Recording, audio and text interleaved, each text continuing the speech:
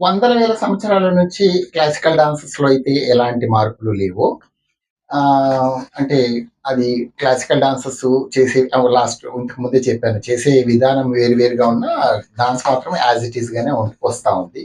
దాన్నెవరు మొనటనీగా feel అవ్వరు. అది చాలా బాగుంది. అది అలానే ఉండాలని కోరుకుంటారు.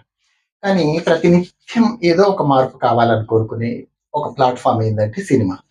ఆ సినిమాలో కథ పరంగా గావచ్చు, నటుల పరంగా గావచ్చు, యాక్టర్స్ పరంగా గావచ్చు, తర్వాత స్టోరీ పరంగా గావచ్చు, రకరకాలుగా అంటే ఒకటే చూడకుండా అది మార్పులు ఆశిస్తూ ఉంటారు.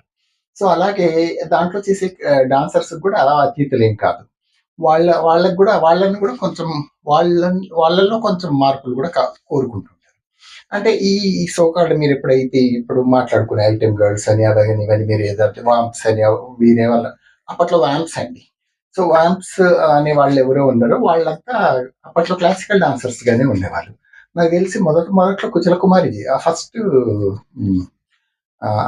మన లక్ష్మి గారి మదర్ ఉన్నారు. ఆవిడ చేశారు 'లక్ష్మమ్మ కథ' అనే సినిమాలో వాంప్‌గా. ఇప్పుడు మన సీనియర్ నటి లక్ష్మి గారి వాళ్ళ అమ్మగారు రుక్మిణి అంటారు ఆవిడని. ఆవిడ చేశారు 'లక్ష్మమ్మ కథ' అనే దాంట్లో. ఆ తర్వాత కుచల కుమారి వచ్చారనుకుంటా. కుచల కుమారి టిపికల్ క్లాసికల్ డాన్సర్. ఆవిడ 'రాజు పేద' అనే సినిమాలో ఒక బీద అమ్మాయిగా డాన్స్ చేస్తుంది. తర్వాత మళ్ళా రాజు ఆహ్, సంతోషంగా ఉన్నప్పుడు ఒక సంతోషంగా ఎండింగ్‌లో ఒక సాంగ్స్ ఉండేవి ఆ రోజులలో. సో, ఆ ఎండింగ్ హ్యాపీ ఎండింగ్ కొరకు ఒక సాంగ్‌లో కూడా ఆవిడ ఒక క్లబ్ డాన్స్ లాగానే చేసింది గానీ ఆవిడ డ్రెస్ గాని, డాన్స్ గాని అవి మనకలా అనిపించవనమాట. సో, అట్లా ఆవిడ చేసేది. ఆ డాన్సెస్ నిజంగా చాలా ఎంజాయ్ చేశారు. ఆవిడ క్లాసికల్ డాన్సర్స్‌గా ఎక్కువ ఎంజాయ్ చేస్తారు. ఆ తర్వాత రీటా అనే ఆవిడొచ్చింది. ఆ తర్వాత హ్మ్. రీటా అనే ఆవిడ తర్వాతొచ్చింది. ఆ తర్వాత ఎల్. విజయలక్ష్మి గారు హీరోయిన్‌గా ఎంటర్ అయితూనే ఈవిడ క్లాసికల్ డాన్సర్స్ కాబట్టి ఆ డాన్స్ ఓరియెంటెడ్ ఫిల్మ్స్‌లో నటిస్తూ ఆ తర్వాత ఆవిడకి కొంచెం డిమాండ్ తగ్గిపోయిన తర్వాత ఆవిడ కొన్ని వ్యాంప్స్‌గా కూడా చేసింది కొన్ని సినిమాలలో మీరు. ఉమ్మడి కుటుంబం ఏదో ఉంది ఒకటి సినిమాలో. ఇలాంటివన్నీ వాటిలలో కొన్నిట్లో చేసిందావిడ. అయితే అది చేస్తే ఆవిడ చేసినా కూడా ఆవిడ ఎక్కడ ఎక్స్‌పోజింగ్స్ గాని, ఆ షేకింగ్స్ గాని అవి ఆవిడ అంటే క్లాసికల్ డాన్సర్ కదండీ! She don't accept. సో, అలా చేసేది కాదు. అది ఒప్పుకునేది కాదు. జనాలకి అంతగా నచ్చలేదు.